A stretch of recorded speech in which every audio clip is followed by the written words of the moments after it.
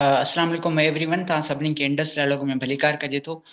ही Indus dialogue जो जेको सिलसिलो आहे जंहिंमें असां मुख़्तलिफ़ जेके बि सिंध में शागिर्द सियासत कंदड़ धुरियूं आहिनि उन्हनि खे ज़ेर बहस आंदो आहे। सो अॼु उन ई सिलसिले में अॼु असां वटि मौजूदु आहे कबीर भील, जेको सिंधी शागिर्द तहरीक जो सीनियर नायब सदर आहे। पाण कबीर खां हुनजो तंज़ीमी मौक़िफ़ या मंशूर जे बारे में ॻाल्हियूं ॿोलियूं कंदासीं, पर पहिरीं पाण कबीर वटि हलूं था, हुनजी ख़ैरियत पुछूं था। कबीर कीअं आहियो तव्हां, ठीकु आहियो? बिल्कुलु आऊं ठीकु आहियां हाफ़िज़ साईं, तव्हां ॿुधायो ठीकु आहियो, ख़ुशि आहियो?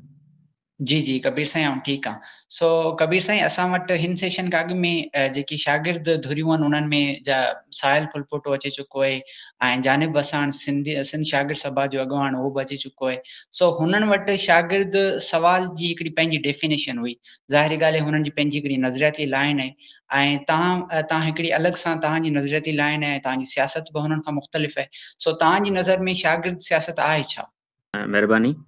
बुनियादी तौर ते जेका शागिर्द सियासत आहे उहो हीअं चइजे त समाज जे अंदरि ॿिनि क़िस्मनि जूं बीमारियूं थींदियूं आहिनि।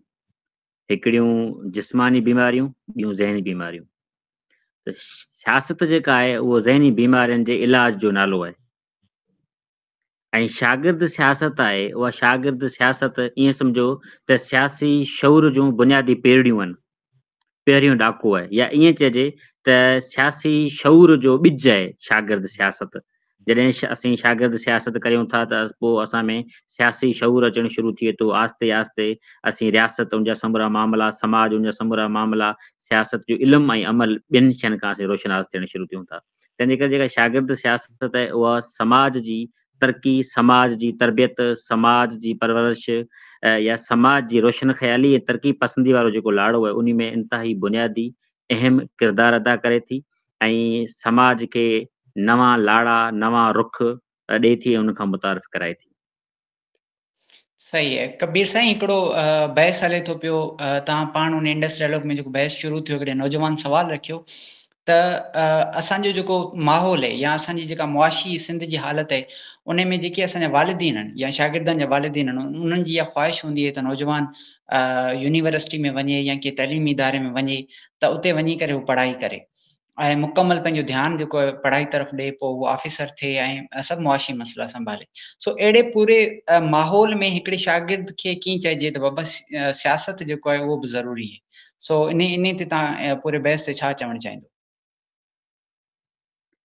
पहिरीं ॻाल्हि त असांखे सम्झणी पवंदी त रियासत उनजी समूरी मशीनरी ऐं ॿिया जेके बि इदारा आहिनि उहा सोचियल सम्झियल साज़िश तहत चाहींदा आहिनि त शागिर्द जेका आहे उहो गैर सियासी हुजे, शागिर्द इल्मु न पिराए, शऊर न थिए, उनजो दिमाग़ क्रिएटिव न थिए, तनक़ीदी शऊर उन में न अचे त ऐं हू सिर्फ़ु लकीर जो फ़क़ीर हुजे, तोतो ई हुजे। उहा हिकिड़ी सोचियल सम्झियल साज़िश तहत एजेंडा तहत इहो कमु कनि था। ज़ाहिर आहे त रियासत वटि वधीक मशीनरी आहे, रियासत वटि प्रोपेगंडा जो हथियार वधीक मज़बूत आहे, वधीक गहरो आहे, वधीक वसी आहे, उन वटि वसीला वधीक आहिनि। तंहिंजे करे हू पंहिंजे नापाक मफ़ादनि में तकिड़ो फवी वञे थी ऐं हू जेका तासुर सियासत जे बारे में ऐं कामिल लफ़्ज़ जे बारे में, इनकलाब जे बारे में, तब्दीली जे बारे में, जमहूरियत जे बारे में जेका फैलाइणु चाहे थी उन में हू तकिड़ी कामयाबु थी वञे थी। असांजो जेका लॾो आहे उन वटि प्रोपेगंडा जा जदीद हथियार न आहिनि, ऐं घटि आहे, उनजे बावजूदि हू पंहिंजी कोशिशि सां लॻो पियो आहे। तंहिंजे करे जेकॾहिं को शागिर्द सियासत करणु चाहे थो ऐं ॿिए पासे हुनजा वालिदीन आहिनि, माइट आहिनि, उहे चाहिनि था त शागिर्द पढ़ी सुठो ऑफिसर थिए ऐं उनखे सियासत करण जी का ज़रूरत कोन्हे ऐं उन सॼी सिनारीअ में सूरताल में हिकु शागिर्द खे कहिड़ो किरदारु अदा करणु घुरिजे। आउं सम्झां थो त शागिर्द जॾहिं असीं शागिर्द सियासत करणु असीं जॾहिं वञूं था ऐं जॾहिं असीं पहिरीं पढ़ूं था त पोइ असां में असांजे माइटनि जूं खोड़ सारियूं उमीदूं हूंदियूं आहिनि, लाॻापियल असां में हूंदियूं आहिनि ऐं असांखे उन्हनि जो एतिराम करणु ज़रूरी आहे, असांखे करिणो पवंदो।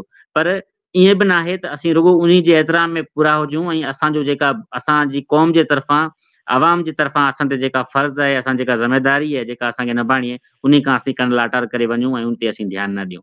तंहिंजे करे असांखे पंहिंजनि माइटनि खे एतमाद में वठिणो पवंदो। ज़रूरी आहे त असीं पंहिंजनि माइटनि खे एतमाद में वठूं ऐं आहिस्ते आहिस्ते माइटनि जी तरबियत बि करे सघिजे थी। हिकिड़ो शागिर्द जेका समाज खे तब्दील करणु चाहे थो, जेका चाहे थो त समाज में इनकलाब अचे, ज़ुल्म जबर जी जेका कारी राति असांजे मथां मड़ी वई आहे उहा घटि थिए ऐं समाज ख़ुशहाल थिए, असांजी सिंध साई थिए, हिकिड़ो आदर्शी निज़ाम जुड़े, अहिड़े क़िस्म जा जेकॾहिं हू रोशन ख़्याल ऐं तरक़ी पसंदि ख़्यालनि वारो नौजवान आहे त हू ज़ाहिर पढ़ियो लिखियो हूंदो त उनखे तमामु घणा किताब पढ़णु खपनि ऐं उनखां पोइ पंहिंजे बाबा सां कचहरियूं करे, भाइरनि सां कचहरियूं करे, घर जे अंदरि समूरा भाती उनजा मुख़ालिफ़ न हूंदा, थी बि सघनि था, पर हिकु ॿ अहिड़ा बि हूंदा जेका उनजा हम ख़्याल हूंदा, उनखे वधीक भाईंदड़ हूंदा, रिश्तनि जी बुनियाद ते, इल्मी तौर ते खणी न, सियासी तौर ते खणी न, पर ईअं ई वधीक घणी अटैचमेंट हूंदी आहे न, त कंहिंखे भाउ वधीक भाईंदो हूंदो, कंहिंखे अम्मा वधीक भाईंदी हूंदी, कंहिंखे बाबा वधीक भाईंदो हूंदो, त जंहिंसां उनजी थोरी घणी अटैचमेंट आहे, थोरी उन सां हिक ॿिए खे वधीक भाइण जो सिस्टम आहे, हिक ॿिए सां वधीक मोहबत प्यार कनि था, उन खे आहिस्ते आहिस्ते इहा ॻाल्हि सम्झाए सघिजे थी। ऐं मूं पंहिंजो मिसाल आहे, अम्मा सां मुंहिंजियूं अहिड़ियूं कचहरियूं थींदियूं आहिनि, ऐं शुरू में असीं हूंदा हुआसीं त ज़ाहिर आहे त राति जो देरि ताईं प्रोग्रामनि ते वञणु, सियारो हुजे, वरी देरि सां वापसि मोटणु, घर जो दर जेको सो बंदि थी वञनि, सॼा मामला थींदा आहिनि, त उन में घर जा हिकिड़ा ॿ अहिड़ा भाती हूंदा आहिनि जेके राब्ते में हूंदा आहिनि, दबा दर खोलिजा, मूंखे अचिणो आहे, राति 11 वॻे ऐं जलसे खां वापसि मोटींदुसि। त आउं इन ख़्याल जो आहियां त घर जे भातियुनि जा ज़हन तब्दील करे सघिजनि था। उन्हनि खां कन लाटार करे घर वारनि सां बाग़ी थी, घर वारनि सां फिटाए, उन्हनि सां नाराज़ न थिजे, छाकाणि त समाज जी तब्दीली ऐं सियासत को हिकिड़े ॾींहं जो खेल कोन्हे, ऐं ईअं बि न आहे जो हाणे इनकलाब बसि आयो बीठो ऐं कोठड़ी वारी पुल में अटिको पियो आहे जो बसि असांखे बसि ॿाहिरि कढाइणो आहे, ईअं बि त कोन्हे न। ज़ाहिर आहे ही हिकिड़ो जेका वाट आहे उहा ॾुखी वाट आहे, वरनि वकड़नि वारी वाट आहे, हिकिड़ो लॉन्ग प्रोसेस आहे, ऐं किथे असांखे तकड़ी का असां वटि त ख़ैर इनकलाब जूं डेफिनेशन तब्दीली असां वटि, सफ़र जेका इनकलाबी थींदो आहे, जदोजहद थींदी आहे, उहा सभु कुझु, ऐं उहा ख़ुदि हिकिड़े क़िस्म जो इनकलाब हूंदो आहे।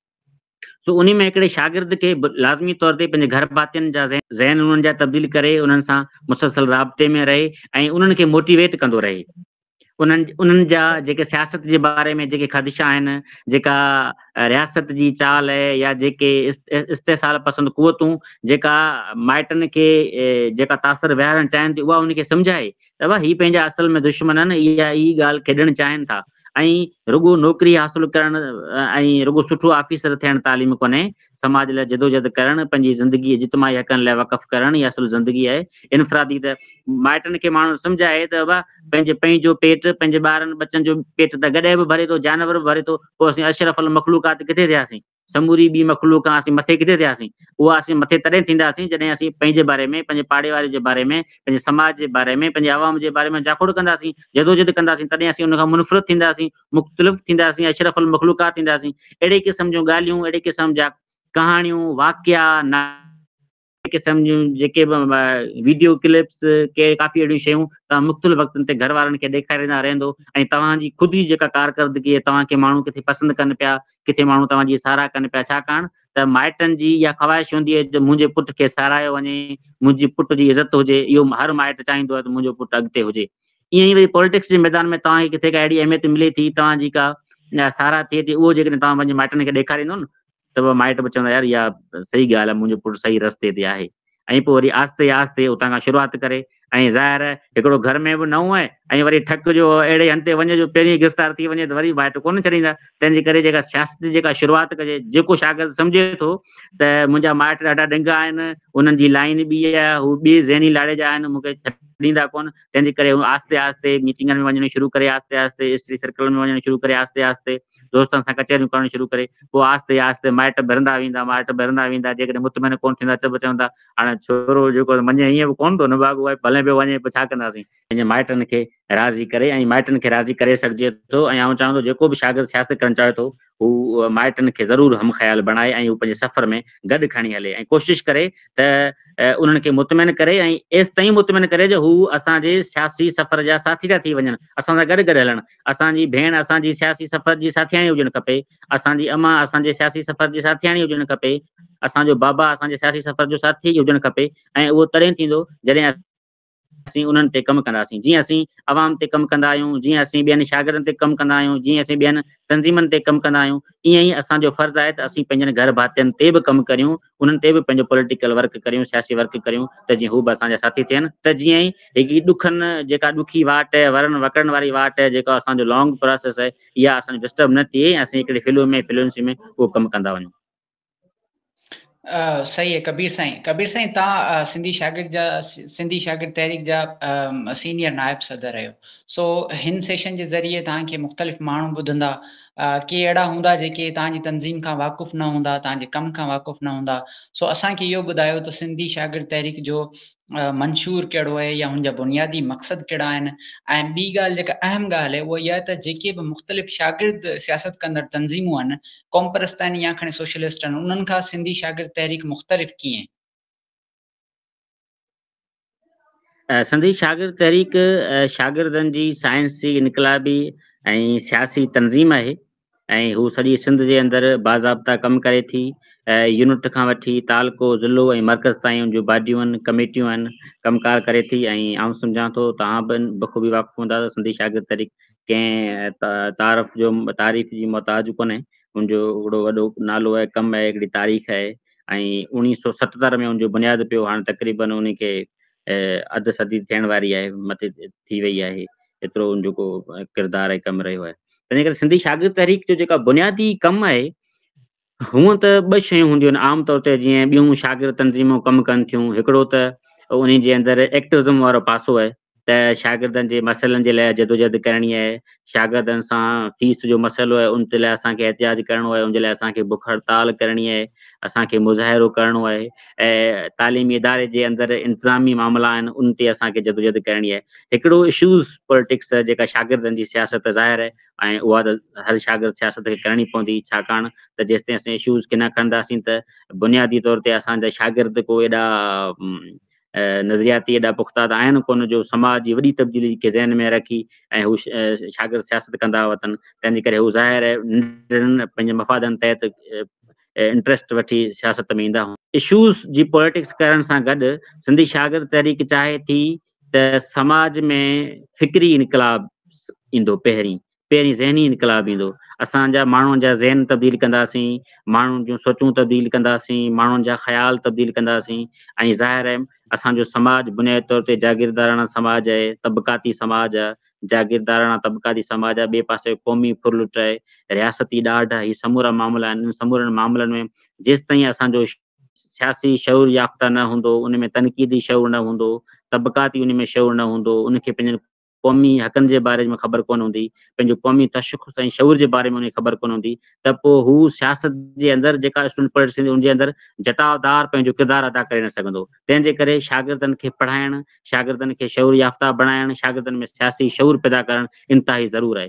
छाकाणि त ज़हनी मज़बूती, फ़िक्री मज़बूती, फ़िक्री पुख़्तगी ऐं सियासी पुख़्तगी जेसिताईं शागिर्दनि में न हूंदी, तेसिताईं हू वॾे वक़्त ताईं वॾी जदोजहद न करे सघंदा, जटादार जदोजहद न करे सघंदा। तंहिंजे करे सिंधी शागिर्द तहरीक जो ॿियनि शागिर्दनि खां मुख़्तलिफ़ इन माने में आहे त सिंधी शागिर्द तहरीक चाहे थी त सिंध जा जेके शागिर्द आहिनि उहे वधीक बाशऊर थियनि।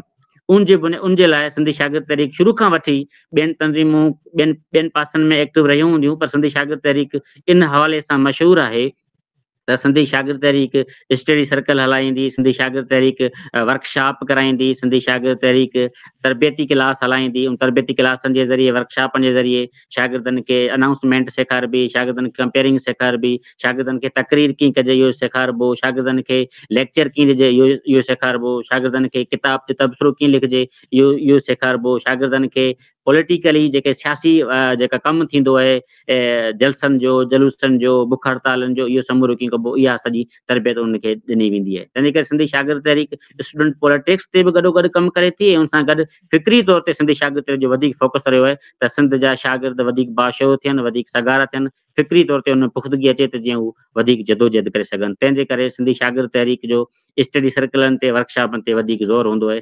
ऐं तव्हांखे इन शइ जी ख़बर हूंदी त 70-80 वारे ॾहाके खां वठी हेसि ताईं जॾहिं सॼे तइलीमी इदारनि में गुंडागर्दी हुई, मुख़्तलिफ़ मामला हुआ जंहिंजे सबबु खणी कहिड़ा बि थी सघनि था, इहे समूरा मामला हुआ, तॾहिं बि सिंधी शागिर्द तहरीक जो वधीक ज़ोर तालीम ते हो, वधीक ज़ोर सियासी तालीम ते हो, इनकलाबी किताबनि ते हो, वर्कशॉपनि ते हो, स्टडी सर्कल्स इन मामलनि समूरनि ते हो। ऐं इहो ई सबबु आहे जो तव्हां ॾिठो हूंदो त सिंध जो हिकिड़ो वॾो हल्को जेका आहे जेका हिन वक़्तु मुख़्तलिफ़ हंधनि ते आहे, किथे किथे जिथे बि वेठो आहे, उहो सॼो कैडर जेका आहे उहो सिंधी शागिर्द तहरीक तयारु कयो। कबीर साईं, तव्हां सियासी एक्टिविज़म जी ॻाल्हि कई। जॾहिं सियासी एक्टिविज़म जी ॻाल्हि थी अचे त शागिर्द तहरीक में हिकिड़ो इदारो आहे सिंध यूनिवर्सिटी। उहो सिंधी शागिर्द तहरीक जो चवनि था त माना शागिर्द स्टूडेंट पॉलिटिक्स जो हिकिड़ो गढ़ रहियो आहे।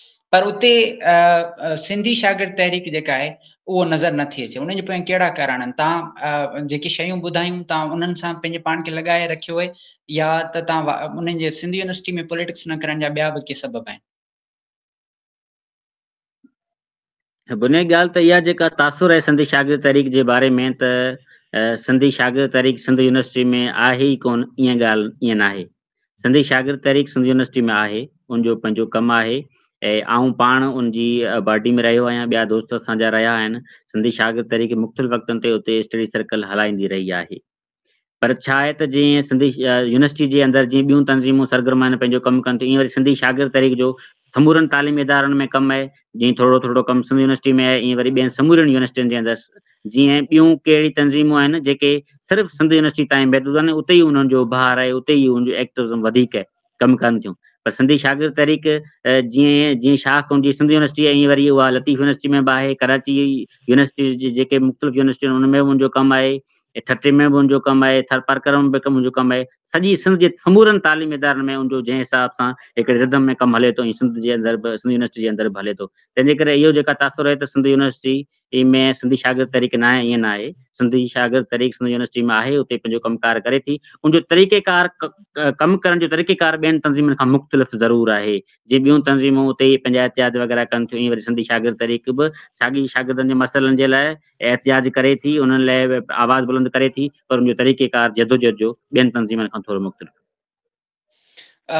कबीर साईं, तव्हां ॾिठो हूंदो त माज़ी में तव्हां बि ॻाल्हि कई त हिकिड़े क़िस्म जा जहिड़ा हुया। सो सिंधी शागिर्द तहरीक या ॿियूं जेके क़ौमपरस्त शागिर्द तंज़ीमूं आहिनि, उन्हनि जे विच में बि हिकिड़ो तकरार तव्हांखे नज़र आयो। पर वेझे मुस्तक़बिल में या वेझे माज़ी में जेकॾहिं ॾिसूं त उहो तकरार घटि नज़र अचे थो।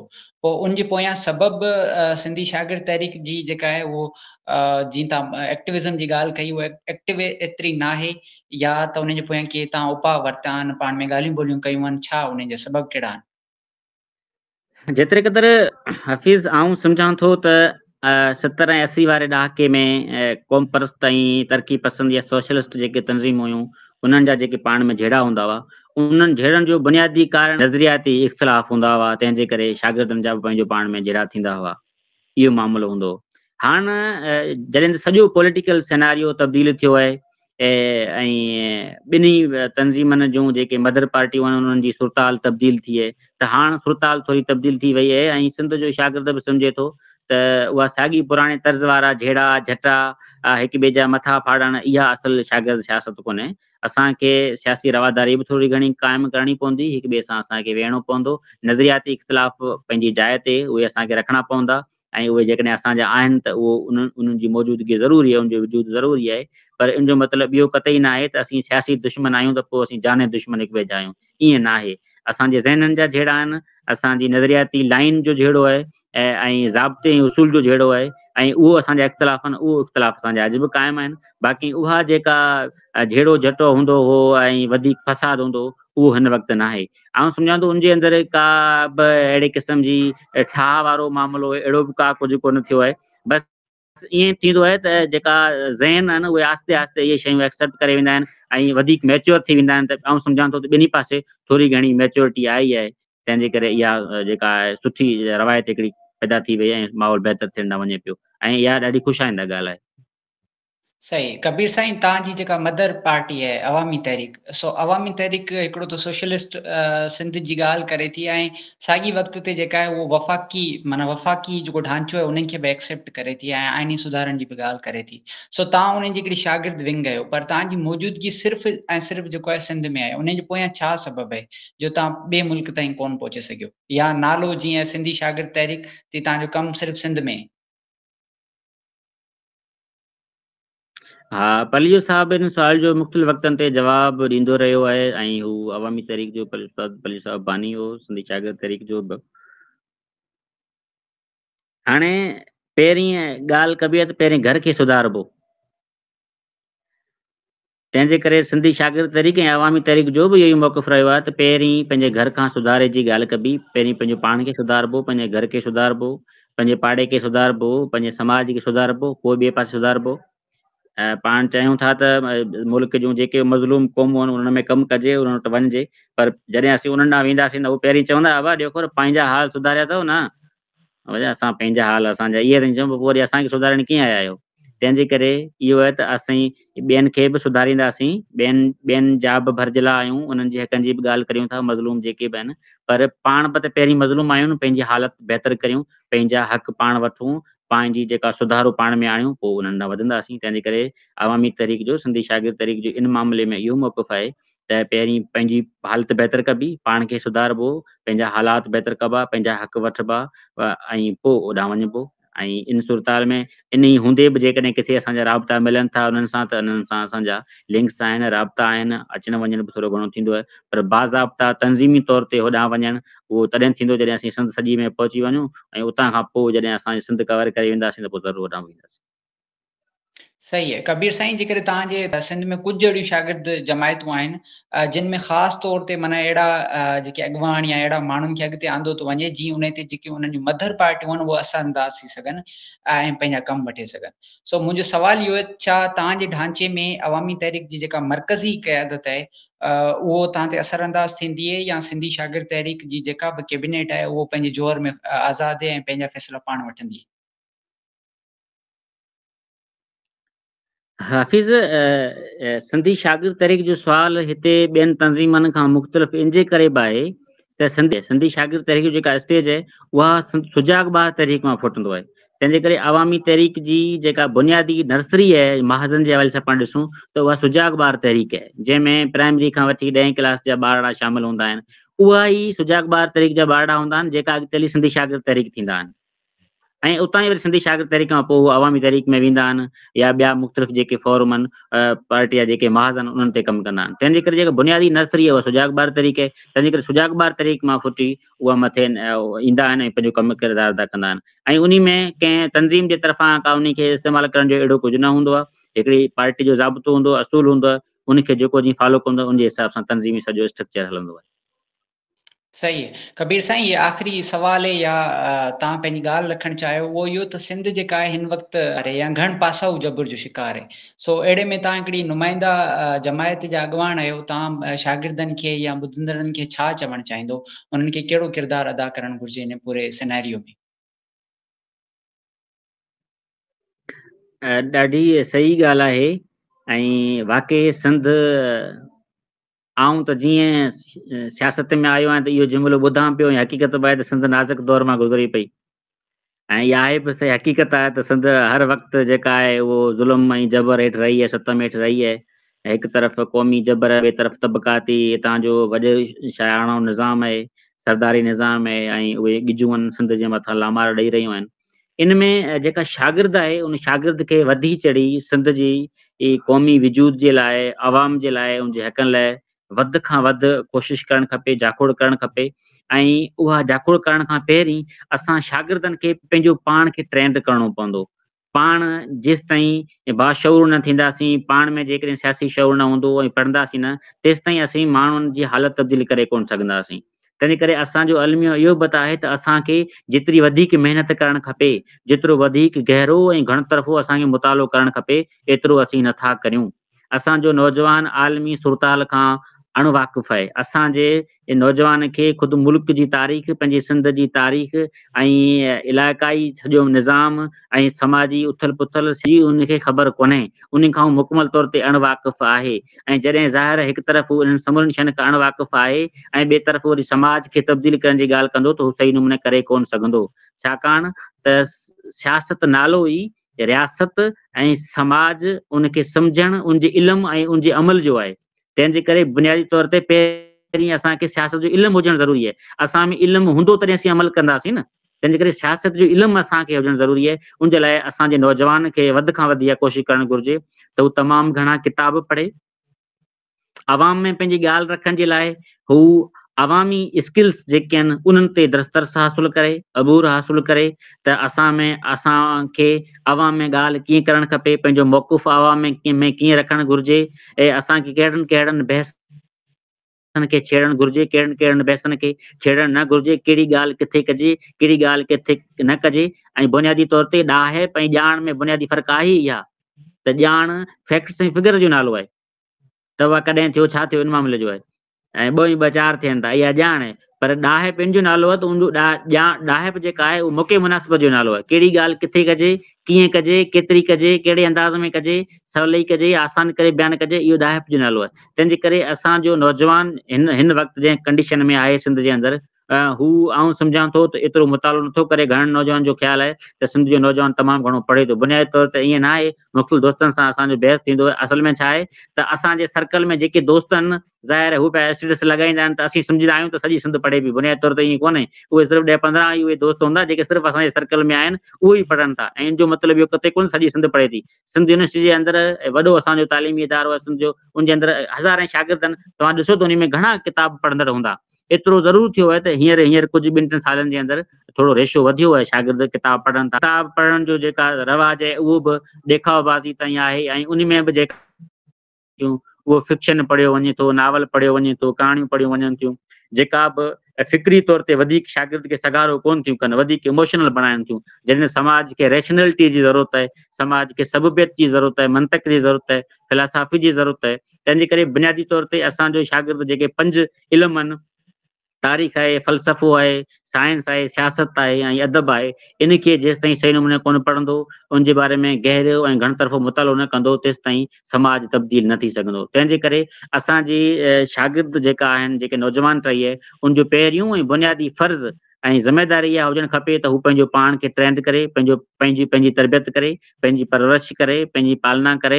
ऐं ज़ाहिर आहे परवरिश ऐं पालना मुताले सां ई बहितर थी सघे थी। तंहिंजे करे हू गहरो ऐं घणतरफ़ो मुतालो करे, तमामु घणा किताब पढ़े, पंहिंजा जेके बि सीनियर सियासतदान आहिनि, पढ़िया लिखिया माण्हू आहिनि, अदीब आहिनि, दानिश्वर आहिनि, उन्हनि सां मिले, उन्हनि सां कचहरियूं करे, होटलनि ते वांदो वक़्तु वेही चांहि जी अदरी ते कलाकनि जा कलाक वञाए थो, उन खां बहितर आहे कंहिं सुठे पढ़े लिखे माण्हू सां कचहरी करे, कंहिं किताब वेठो पढ़े, उन ते तबसरो वेठो करे, का चङी जेकॾहिं मूवी थो ॾिसणु चाहे त उहो ॾिसे। मतिलबु त पंहिंजो वक़्तु फ़ज़ूल कम में वञाइण जे बदिरां हू सम्झे त ही धरती ऐं अवाम ऐं उनजा समूरा वसीला आहिनि, उन्हनि खे बचाइण जी जेका ज़िमेदारी आहे उहा मुंहिंजे कुल्हनि ते आहे। जेकॾहिं आउं जदोजहद न कंदुसि, आउं मुड़ुसु माण्हू कोन थींदुसि, आउं पंहिंजी धरती क़ौम जे लाइ, अवाम जे लाइ, हारियुनि जे लाइ, ॿारनि जे लाइ कोन विढ़ंदुसि, त पोइ फ़रिश्तो कोन ईंदो जेका असांजी धरती खे, अवाम खे, उनजे वसीलनि खे अची बचाईंदो। असां उनजी ज़िमेदारी, उहो फ़र्ज़ु असां ते आहे। तंहिंजे करे सिंध जो हर शागिर्द, हर नौजवान